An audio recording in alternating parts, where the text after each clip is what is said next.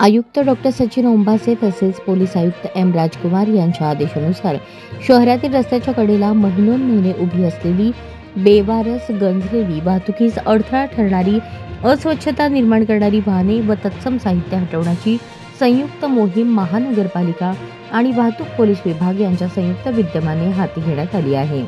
शहरातील रस्त्याच्या कडेला आणि मोकळ्या जागांमध्ये उभी असलेली वाहने या संदर्भात महानगरपालिकेच्या आरोग्य निरीक्षकांमार्फत सर्वेक्षण करण्यात आले असून त्यानुसार वाहनांची आकडेवारी नोंदवण्यात आली।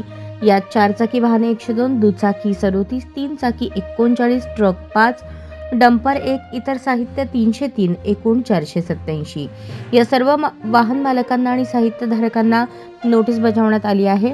या संदर्भात याआधीच वर्तमानपत्रात जाहीर प्रसिद्धीकरण देण्यात आले आहे। आज दुपारी 4 वाजेनंतर अतिरिक्त आयुक्त वीणा पवार यांच्या मार्गदर्शनाखाली या कारवाईची सुरुवात करण्यात आली। पहिल्या टप्प्यात रेल्वे स्टेशन रोडवरील लावण्या रंग ट्रॅव्हल्स बेवारस वाहन उचलण्यात आले असून ते वाहतूक पोलीस विभागाच्या ताब्यात देण्यात आले आहे।